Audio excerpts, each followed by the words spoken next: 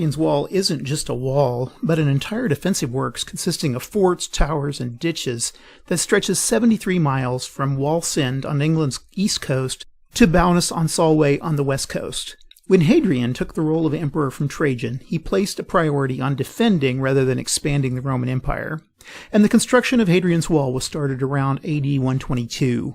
Its purpose was to provide protection to Roman citizens in one of the empire's most far-flung realms.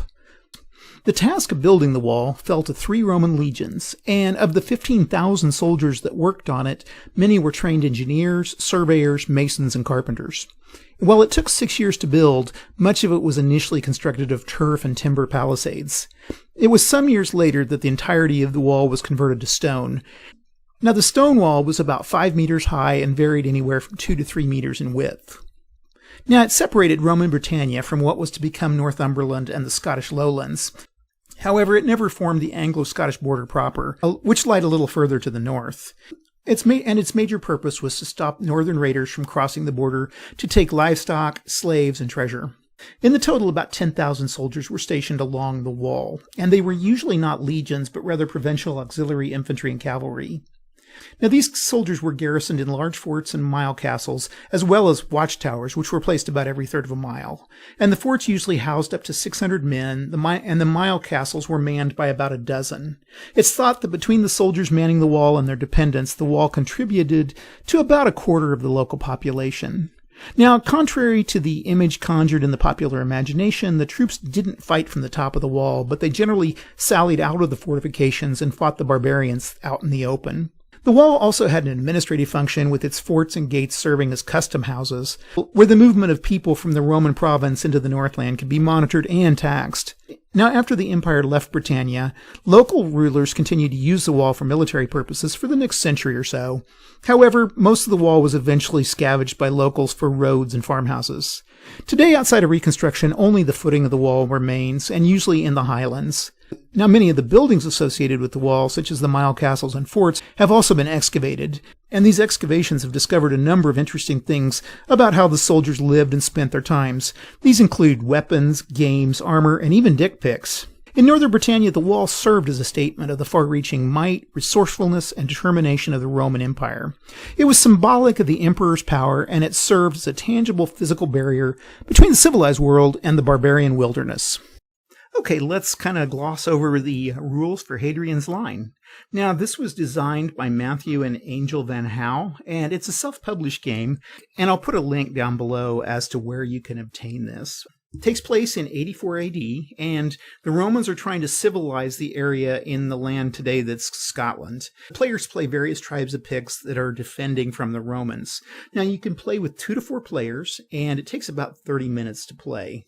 In today's example, I'm going to show a 2-person game, just because it's probably the easiest, and we'll start with just laying the thing out. Now, to lay it out, you're going to create a play area, and what you do is you take these area cards, you shuffle them, and then you place them according to the number of players. If there's 2 players, then you have 2 columns with 4 rows. If 3 players, you have 3 columns with 4 rows, and 4 players, you have 4 columns with 4 rows. And then you can remove the rest of the area cards. You won't be needing them. You then place Hadrian's Line. Real easy. You put the large red cube above the top row of the area cards. And this will be on the top row. It will move as the game progresses. You then place the recruits. Now, the recruits are these white cubes. You place the number of white recruit cubes in the upper right corner of each area card that's indicated by that card. Each player then gathers their warriors together, and the warriors are just the little colored cubes. So you could play, one player could play blue, one player could play yellow, and so on. You then deal each player their strategy cards, and each player draws 4 strategy cards, and they choose 2 to keep. And they keep these strategy cards hidden from their opponents. You then set up the victory mat, and you place a white recruit cube on round 1 of the round track, and you place a warrior from each player on the 0 marker of the victory point track, and that's how you'll keep track of your victory points. You then determine the starting player, and all players roll a die, and the highest roll is the first player. Then players go ahead and claim their homelands. So in reverse play order, each player places a recruit in each area of their choice on the map. So you go back and forth and back and forth. Gameplay is pretty simple. Each round's divided into 3 phases. The first is a player phase, and each player phase will have 3 little moves in it. This is followed by a victory point determination phase where each player will determine their victory points from their actions, and then finally the Romans will get to move. And now players don't actually play the Romans. The Romans are kind of the artificial intelligence of the game that you're playing against. Now during the player phase, you take 3 actions or turns, and you can take these actions in any order and any number of times that you wish, as long as it's 3, except for planning. Now, I'll talk about planning. It's a little bit different a little bit later here, but there's 4 different actions you can take. You can march, which is a movement. You can make attacks. You can draw recruit blocks, or you can plan. And plan is kind of where you draw like strategy cards. Now, when you march, you can move any number of troops from one area to any adjacent area. That can be up, down, to the side, or diagonally. And certain area cards can affect the rules for marching. So let's say this player has 7 warriors in their area, and during a single move, they could move, for instance, 2 up above, 2 to the diagonal, 2 to the side, and they could, say, leave the other in the original area. And they can do this in 1 turn. Now, attacks are pretty simple. You choose an area where you want to make the attack, and you choose your opponent in that area. Now, you have to have at least one of your warriors and one of your opponent's warriors in that area. Now, anytime you make an attack, you automatically receive 1 victory point. This is easy to miss. So just always remember, before you make an attack, you get a victory point. The attacker can then add strategy cards, and you can play as many strategy cards as you wish that are appropriate. And then you roll for the attack. Now, the attacker rolls a number of dice equal to the number of attacking warriors, and a roll of 5 or more counts as a hit. The defender can also add strategy cards, and these can be used to reduce the likelihood of a hit. And finally, the defender will remove the number of his warriors equal to the number of hits that they've taken. Those are the casualties. Now, any extra hits are ignored, and certain area cards can affect the number on the die to hit during an attack. Now, recruiting has to be chosen in an area with at least one of your warriors, and you can remove any number of the recruits. These are the little cubes from the upper right-hand corner, and you replace those with an equal number of your warriors. If there are no available recruits, you can't complete this action, unless you have an Inspire strategy card. We'll talk a little bit about that in a second. And finally, the planning. Like I've said before, you can only do this once per turn, and basically planning is drawing a strategy card, or if you don't have a strategy card, you can draw 2 and choose 1 to keep. Now, during a scoring phase, you get a victory point for every area in which you have a majority of warriors compared to the other player, and certain areas can also affect scoring. Now, during this time, you also can draw some strategy cards. So, for instance, in each missed area you control, you draw 1 strategy card. And for every player that lost majority control of an area during their turn, they draw a strategy card for each area lost. Also, for every area that a player lost all their warriors, they can also draw a strategy card. I won't go into strategy cards a lot. Those can help with movement. They can help with attacking. They can cause you to defend back or make counterattacks. They can affect scoring during the Roman phase, and they can double your movement. Now, the one that you'll be using a lot is the Inspire card. And as a recruit action, you can recruit half of the recruits listed on the area card, even if there are no white recruit cubes left available. Now, you always round this down, and the minimum is always 1. After you've taken your points, then the Romans have their phase.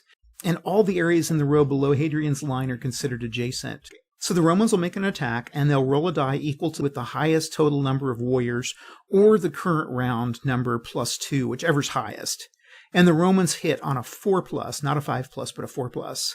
Each player that has at least 1 warrior in an area adjacent to Hadrian's line has to lose warriors equal to the number of hits from each area adjacent to Hadrian's line. And Romans ignore area effects unless an area specifically references the Romans. Now, during the Roman phase, players can play appropriate defensive stance cards to prevent hits. However, counterattacks cannot be played against the Romans. Finally, if any player still has warriors remaining in at least 1 area adjacent to Hadrian's line, then they receive 2 victory points for each area, with majority ties going to both players. Now, if there are no warriors in the row adjacent to Hadrian's line, then the entire row is removed from play, and Hadrian's line is considered to be adjacent to the row that's now become the top row. Now, this game continues until either the Romans win or a single player wins. Now, the Romans win if Hadrian's line has advanced 2 rows, and players win if after 6 rounds the Romans haven't advanced the 2 rows, and the player with the highest number of victory points is the winner. And that is pretty much it. Let's go ahead and show you an example of play. Through of Hadrian's line. So we're going to start with our setting up our area. And let's see, we need it this right here.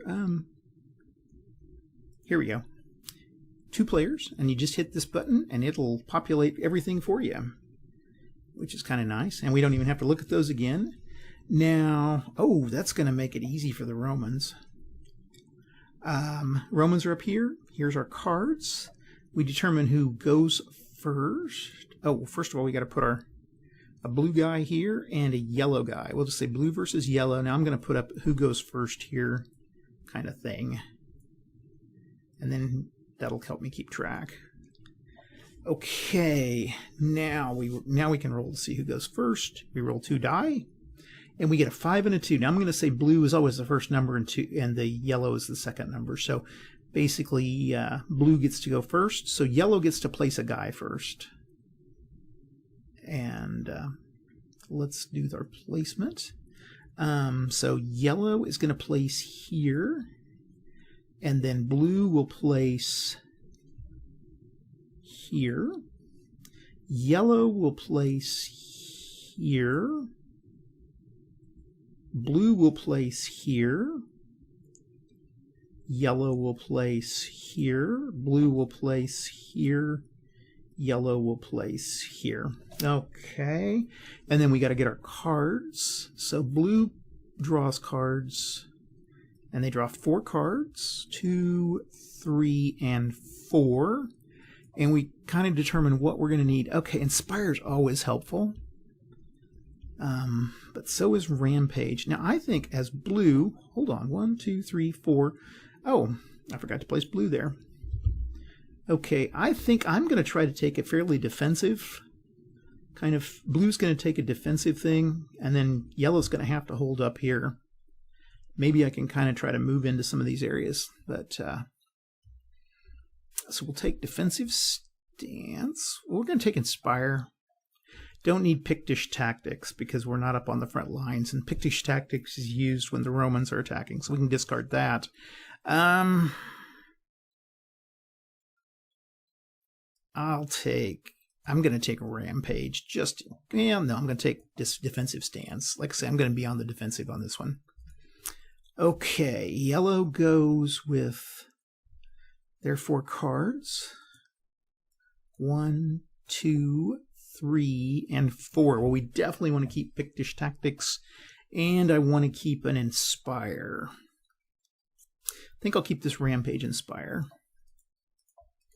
Okay, there we go. Now, blue starts, and they get the first turn. What are you going to do, blue? We are going to decrease the recruit here and put a guy here. Okay, yellow. Well, we definitely got to do these. Oh, hold on a second.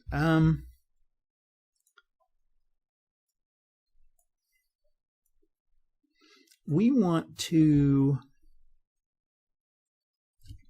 keep the die kind of minimized here. So the first round, they're either going to do 3 or 3. The Romans will either attack with 3 die because you do 1 plus 2 rounds. You take your 1 round plus 2 to get 3 die, or you take the highest number. So we don't want to go any higher than that.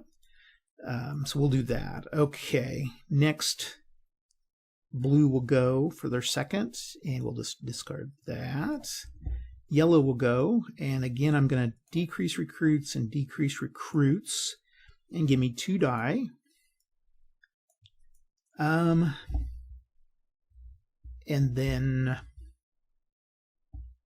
blue's gone twice, yellow's gone twice. So blue, blue, yellow, blue, yellow, blue, yellow. Blue has 1 more. I'll just take these guys. 3. This is our 3rd turn. And yellow, I'm going to move. I'm going to take these guys. This may be a fairly low combat game.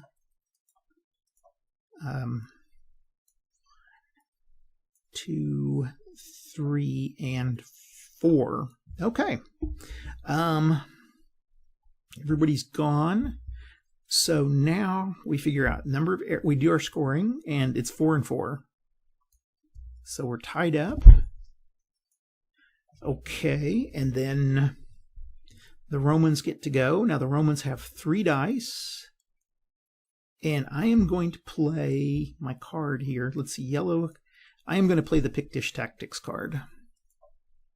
So that means with Pictish Tactics that every hit they get, I get a point, a victory point. And the Romans will hit on a 4, 5, or 6. So we roll 3 die. And we get 1. So yellow takes a point for victory there. And then that's their Pictish Tactics. And then they lose 1 from each area. Okay. And is that it? Oh, we get 2 points for each area that yellow still controls at the end of turn. So 1, 2, 3, 4. Keeping track of points is kind of hard in this. And that is it. Okay, now we can go to turn 2. And we'll see who goes first. Okay, this time yellow gets it. So I'll put my little white thing there to indicate it. So yellow starts. Let's see. We know that this time it's going to be 4 dice that the Romans are going to use. So I am going to recruit again, decrease, and give him 2, 1, 2. Okay. Oh, I forgot too. When I was scoring these, the mountains give +1 victory points for blue, so they get 3 more victory points. 1, 2, 3. There we go. Okay, blue gets to go now. I think with blue, what I'm gonna do, let's see what cards I got. Inspire's kind of nice, but I'm gonna move 1, 2, 3. I'm moving. Okay. So yellow went, blue went, and now yellow goes again, and we're going to recruit, and get these 2. Okay, that's yellow's second. Blue is going to go, and I think I'm going to take a card. So blue gets their 1 planning thing. Okay. Now yellow gets their 3rd move, and that is going to be a inspire. I'm fighting a battle on 2 fronts here, because if blue decides to go, that could be bad. So I inspire, use half of those. Okay. And now finally, this is blue's turn. Blue they pulled a card. I'm going to inspire. And we're going to inspire 1 here. Because half of 1, and the minimum is there, so that's half of 1. Okay, that's the end of turn. So we've got 4 and 4. 1, 2, 3, 4. And then 1, 2, 3, 4. And then blue gets 3 more because of these. They're in the mountains, and they get a +1 victory point for that. 1, 2, 3. Okay. That is it. Now then, the Romans go. Now the Romans have a 4 die, and yellow. Oh, we don't have a card. Okay. 4 die. 6. They get 3 hits. Delete, delete, delete, delete, delete, delete. But we still hold them, so we get 4 points for holding. 1, 2, 3, 4. 4 points for holding. We held those 2 areas.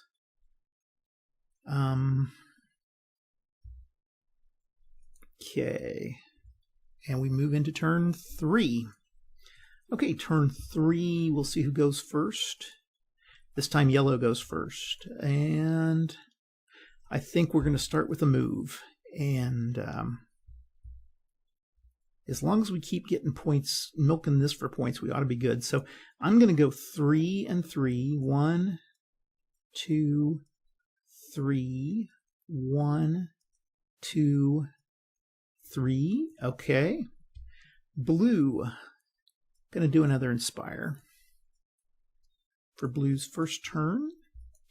Yellow's second turn. Going to be an yellow. I think we'll take a plan. So we'll take a card. Okay, and then blue is going to do this. 1, 2, 1, 2. Stab yellow in the back. Okay.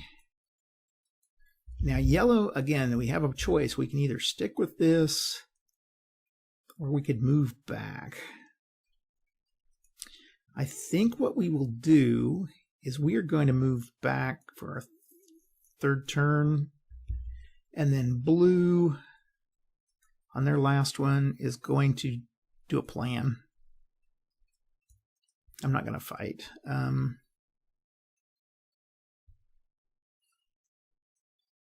Hell, I am going to fight. Let's say blue fight. No, I was going to say rampage. Blue has a plan, so we'll just plan and take our card. Okay, figuring up who has control. So yellow gets 2 points. And blue gets 1, 2, 3, 4, 5, 6, and then 7, 8, 9 points. 1, 2, 3, 4, 5, 6, 7, 8, 9, because they stabbed yellow in the back. Okay, Romans get to go. Now Romans have 5. They roll for 5. Can yellow do anything? Nope. They could, well, no, the counterattack doesn't count, so let's do 5. Okay, 5, 4, 1, and 2. So 2 points. Delete, delete, delete, and delete. Okay.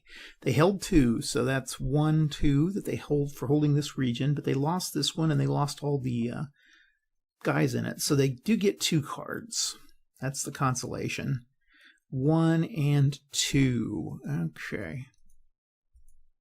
We roll for we move to the next turn. This is turn 4. We roll and roll again and roll again. And man, we're hitting doubles. 6, 4. Okay, blue goes first.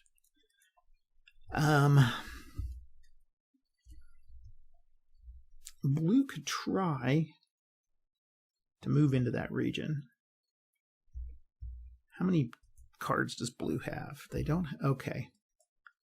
I think what we will do is we will move here. Okay. Yellow is going to move here. Okay, second move by blue is going to be a draw card. We're going to draw. And yellow's second move, inspire. And we will take these 2. Okay, that looks like a sugar cube. Okay, now blue's third move. I don't have an inspire, and I've taken a card. We're going to move here. Nope, we can't. We're not going to move there. Actually, I'm going to move here. And then yellow's third move. We're holding that.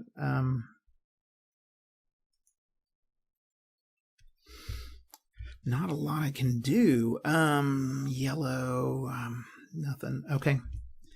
That's it. I think I'm just going to have to pass. Okay, now yellow is going to hold the Pictish Tactics card when the Romans go, but let's figure out points here. So blue gets 1, 2, 3, 4,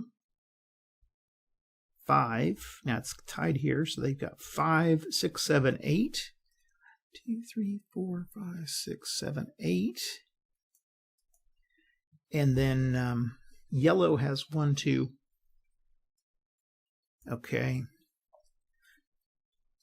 And we haven't had a lot of attacks from either one to the other, so. Oh, I forgot these guys. Blue should have taken them. Okay. Now the Romans this time have 4 plus 2 is 6 die they roll. And we're going to roll 6. Oh, gosh. 1, 2, 3, 4, 5, 6. Now we only get 2 points. 3 points. I wonder if you get, yeah, 3 points. This yellow is going to get 1, 2, 3, but we're eliminated from this area and this area.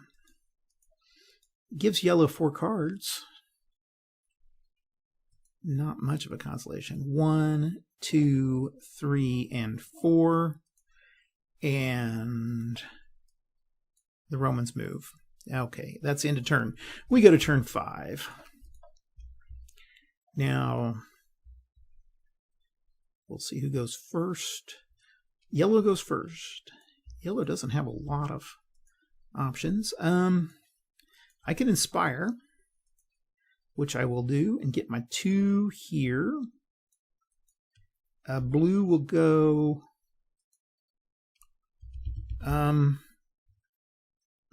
I'm going to recruit and go 1, 2, 3. Okay. Yellow can then figure out what they want to do. Now they've got another inspire here. I will inspire and take 2 more. 1, 2. Blue's second turn. I'm going to take this guy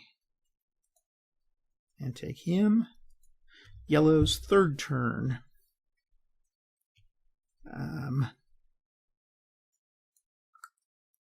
1, 2, 3. Okay. And then Blue's third turn is going to be an attack. I'll use Rampage. Blue will use Rampage, and Yellow's going to use Counterattack. Okay. And let's see. Blue attacked, so Blue gets a point for attacking, and then here we roll 2 die, and let's just roll our 2. And we need a 4, 5, or 6 since we're using a Rampage. Okay, one of the attacks, and then Yellow counterattacks with 3 die, and they get a 6, 1, 6. So they remove 2 of Blue's. Okay, so they were capable of that, but they also took a hit. Okay, there we go. I don't think you get a point for counterattacking. And that is the end of the turns. Okay, we figure up points, and this time Blue gets 1, 2, 3, 4, and then they get 2 points for the mountains, so 6, 3, 4, 5, 6, and then Yellow gets 1, 2, plus 1 for the mountains, so they get 3. Okay, Romans go. This time they have 7 die. 1, 2, 3, 4, 5, 6. Yeah, 7 die. And they get a, hold on, and then can somebody have Pictish tactics? Blue has Pictish tactics. Yellow has Pictish tactics. Okay, they're both going to play a throwdown Pictish tactics. Okay, so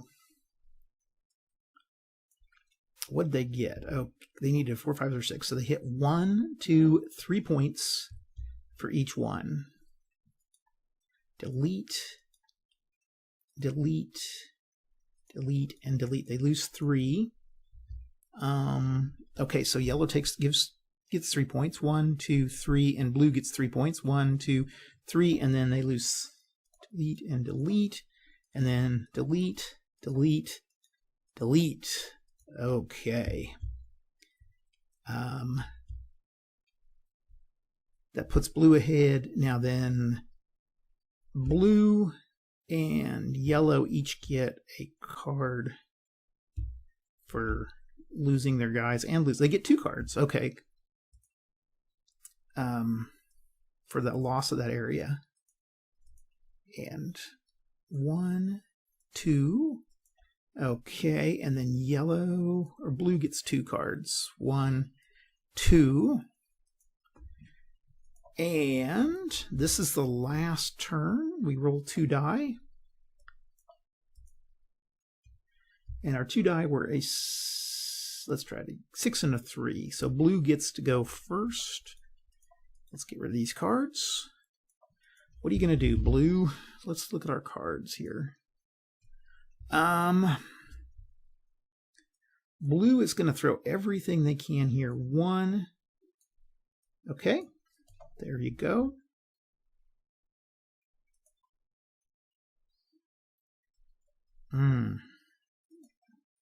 Yellow. What are you going to do, yellow?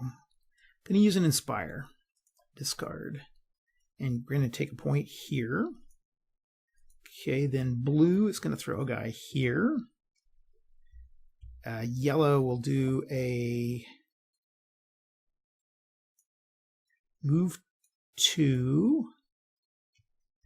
And then finally blue will move. What's blue got? No Inspire. Okay. Blue has not much choice to do much of anything. We're just going to hold. I think that's all we can really do. And then yellow is going to hold too. Don't need the Pictish tactics. Okay, so we figure out points for areas. 1, 2, 3, 4.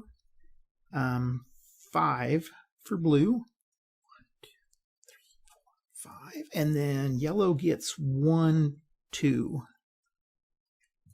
And then they get their mountains, so they get 2 more. 1, 2. Okay. Now the Romans get to go. And it's up to blue to try to... They're going to take a defensive stance. And they'll... Yeah, they don't really need the Pictish tactics because they're going to... If they can keep the Romans from winning here, then blue wins the game. If the Roman... It doesn't really matter with yellow. Yellow's going to lose no matter what. So with defensive stance, they can cancel 1 hit. Okay, and so they've got the Romans hit with 6 plus 2 or 8 die. Okay, so the Romans hit with 1, 2, 3, 4. And the defensive stance takes 1. So basically we lose 1, 2, 3. 1. They're gone. They're gone. They're gone. They're gone. And the Romans move here. So basically that was pretty much it. So the Romans won that game.